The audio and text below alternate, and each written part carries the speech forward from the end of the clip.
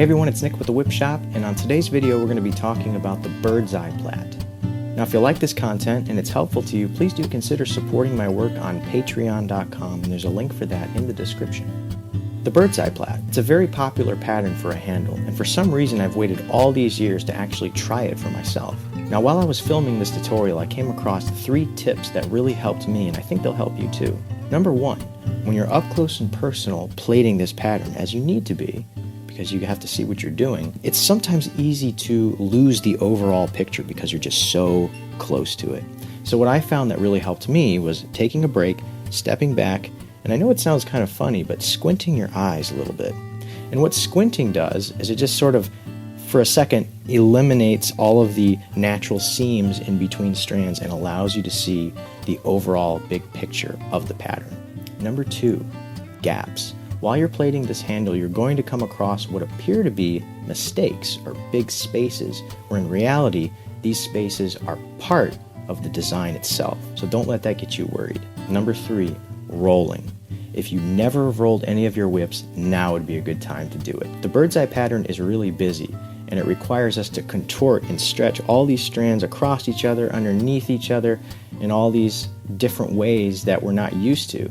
So pulling tight is good, but it's not sufficient in flattening this pattern. So when you're done, it's very important that you heavily roll the handle over the bird's eye plait. Now if this is your first time watching, please do consider hitting that subscribe button down below, as it greatly helps the channel. So without further ado, I'm glad you all are here. Let's step over to the workbench and learn the bird's eye plait together. Now first of all, to make this pattern work, we have to establish all of one color on the left side and the other color on the right side. So we're essentially splitting all of these strands right down the middle.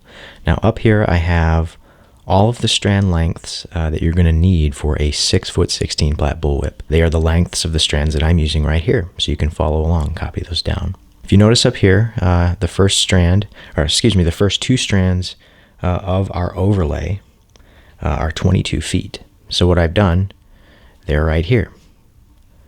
I've taken 11 feet of lime green and 11 feet of black and fused those together to create a 22-foot strand. They're both right here, the longest strands of the overlay.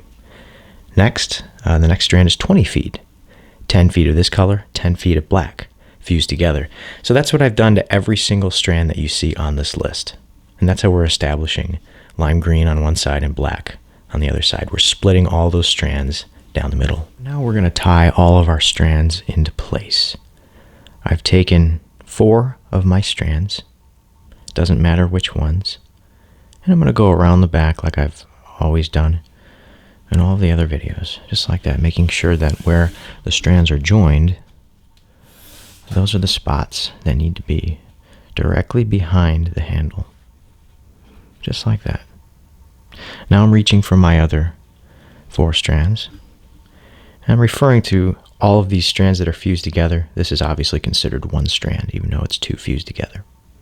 So here are my remaining 4 strands. Once again, doesn't matter which strands I have.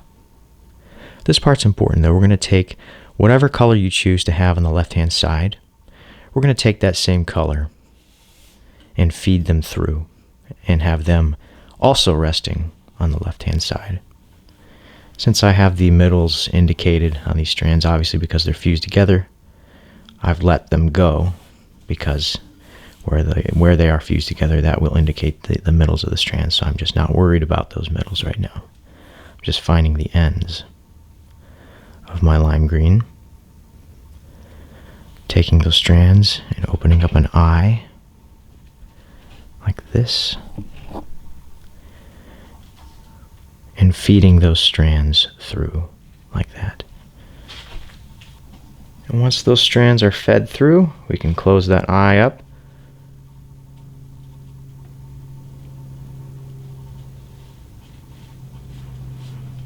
Just like that. And when you do this, sometimes things will move around and shift around a little bit. So just push those joined, fused together areas back in place behind the handle. We can go ahead and pull all these through, and then as soon as we see the other half, that fused area will indicate that we're at the middle right there. We need to stop now. That's perfect. That's in the middle, right where we want it. Next strand. Sliding until I find the middle. There it is. Another one.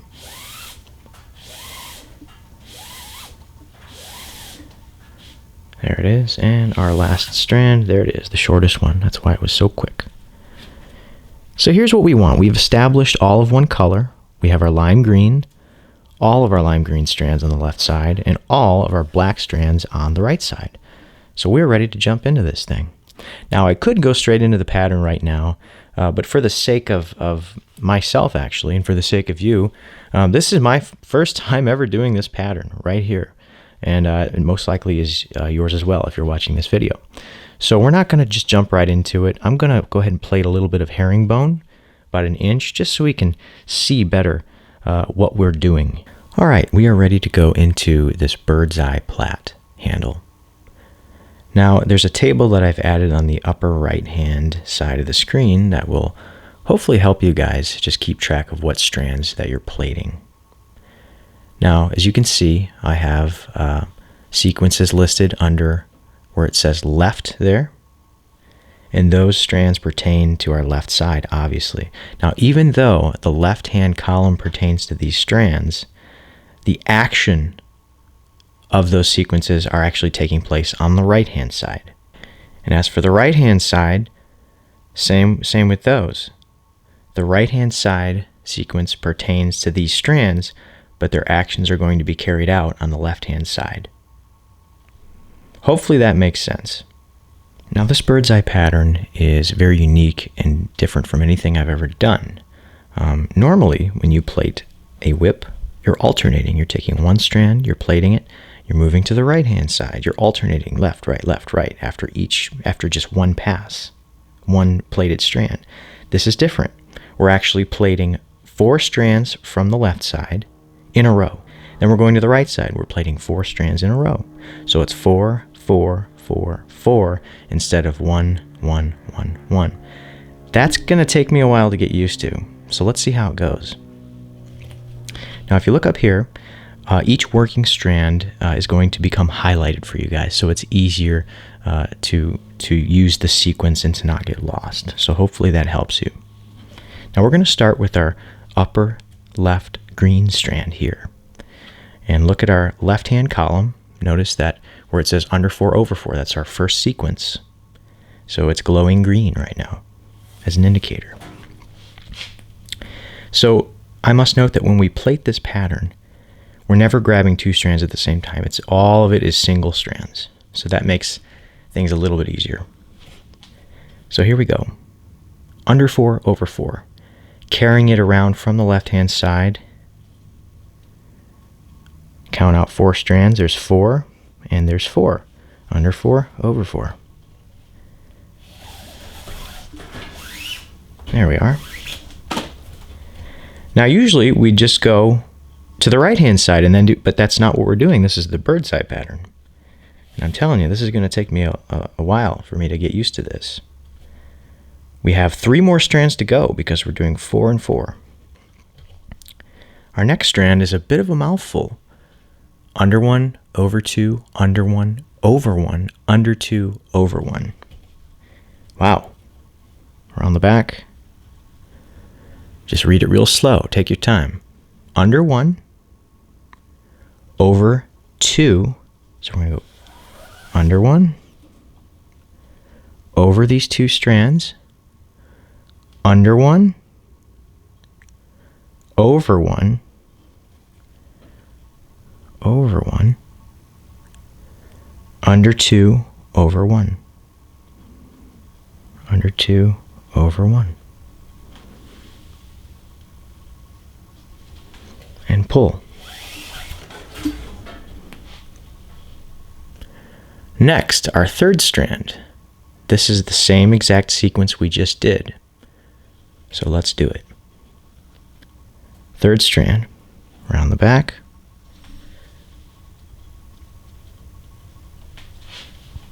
Under 1, under this strand, good. Over 2. So we're going over these 2 strands. Under 1, over 1. So under this one, over this one, under 2, under these 2, over 1.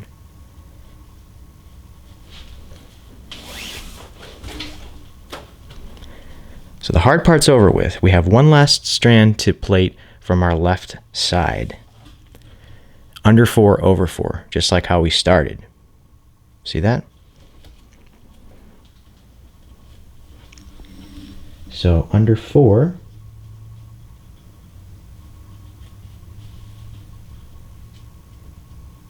under these 4, and over these 4. And we're done with our left-hand side, and we're ready to move to our right-hand side and do the same exact thing.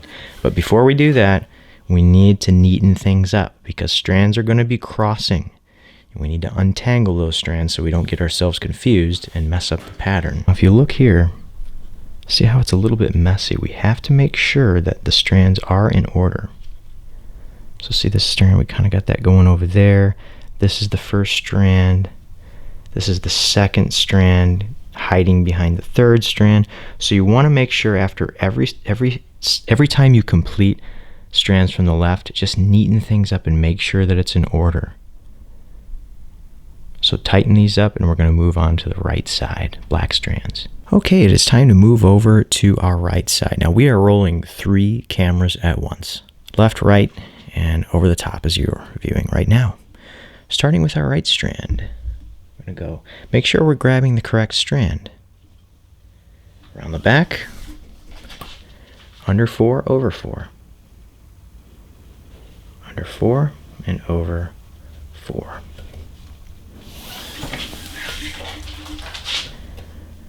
Next strand is where it gets a little tricky. Make sure, as you can see right here, I'm grabbing the correct strand. Around the back, so under 1, over 2, under 1, over 1, under 2, over 1. Looking on the left hand side here, making sure that they are in order. A nice little rule I like to follow is every time I pull a strand around the back and plait one strand, I like to neaten things out because I'm not familiar with this pattern. It's my first time doing this and I don't want to confuse myself, so making sure that I'm going to be grabbing the correct strands. And we're going to do that again. Grabbing our strand, make sure it's the one furthest this way. It looks like it could be this strand. It's deceiving because it's on the top, but this is the actual strand that we're pulling, that we're plaiting. Around the back, under 1, over 2, under 1, over 1, under 2, over 1.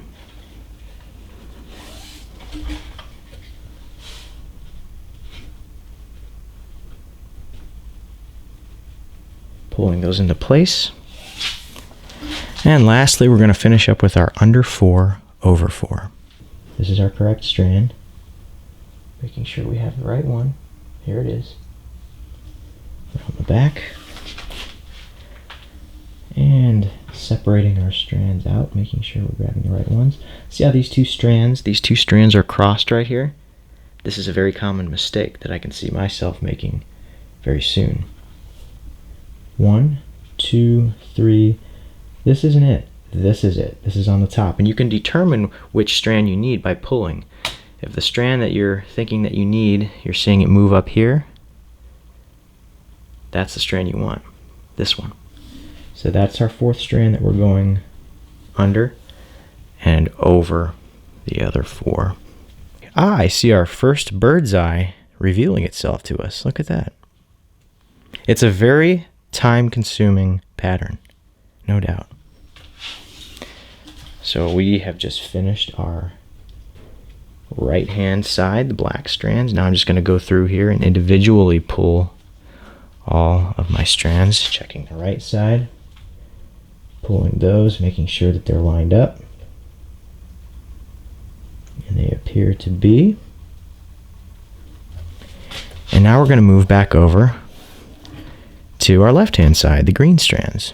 Hopefully those multiple camera angles were helpful to you guys. I figured this is a really busy pattern and it's important to get all of those different vantage points and perspectives.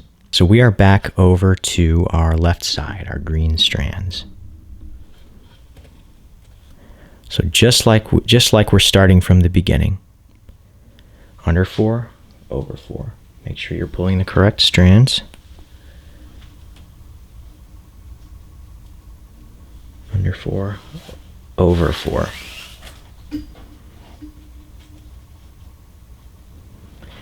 I've been I've been aware of this pattern for years, but I just never got around to trying it until now. These two are switched. See that? Look at that. How deceiving. Yeah, there's our first eye taking shape, and we've gone through all that time and we're just now getting one eye. It's an incredibly lengthy pattern, but it is rewarding. Our next strand is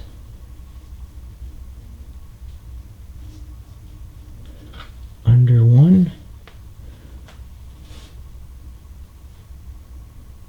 over 2,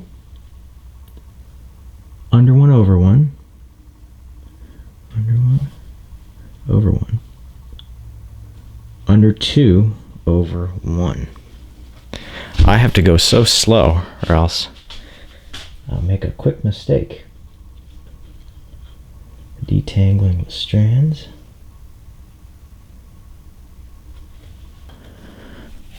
And following that up with a repeat of that sequence. From the left side, we're going around the back. Under 1, over 2. Under 1, over 2. Under 1, over 1.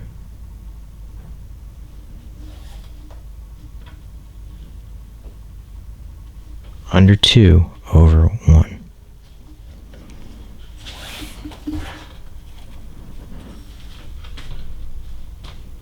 And to make sure that you're pulling the correct strand, when you have, for example, strands on the left or the right side and you're not sure where they go, is this the top strand? Is this one? Things can get really messy. So what I like to do to test those strands to make sure you do indeed have the one you want is to tug on them and watch up here on the corresponding side. So if I give this a little tug, well, they're pretty tight, but see, we can see that moving. This is indeed the top strand. And then, well, I think this is the second. So that's how you can tell where the strands are and how they're situated. That can really help you. Finishing up that left-hand side with an under 4, over 4.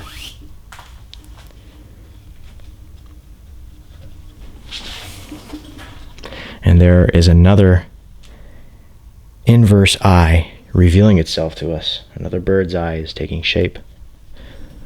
See that? Right there. And guys, this is the bird's eye plait. Everything we've gone through, if you carry out this whole thing to the end, you're going to get a bird's eye plait. I'm going to go ahead and play a little bit since we've already gone through the sequences. If you've gotten to this point, you're good. You're good. Just take your time, and you're going to make mistakes. I'm going to off camera here be making a whole bunch of mistakes and probably going to have to back up numerous times, but that's okay. This is my first time plating this pattern, and most likely yours too. So take your time. Take advantage of the sequences that I put up there for you. Slow down the video. Don't rush yourself. This is a fun pattern. Also, it can be a very frustrating pattern. The most difficult thing that I've found so far today while recording this video is the strands just bury themselves underneath each other. So I can't express enough. It's so important to test the strands by pulling them and seeing which ones move to indicate if you have the strand that you need or not. I've been plaiting along here and these bird's eyes are coming to life, but I want to show you guys something. The pattern is actually starting to become much more second nature than it was when I started making this video, and it just goes to show that repetition, if you want something to flow, if you want flow, repetition is the key. At this point, I no longer have to look over at my table. Going from the black strands, under 4/4. Next strand, under 1, over 2, under 1, over 1, under 2, over 1. And repeating that, I'm learning as I go on this pattern. The second time we do that under 1 over 2, under 1, the odd one, it's easy if we go ahead and follow that strand that we just did. See that? We can literally follow it. Like if we were following a strand while making a Turk's head knot. That falls into place, and then finishing up with our under 4, over 4, like that. And there's one pass. There's our eye. I'm starting to get a lot quicker at this. It's just repetition. Your brain starts to memorize the pattern and you no longer have to look at your little table.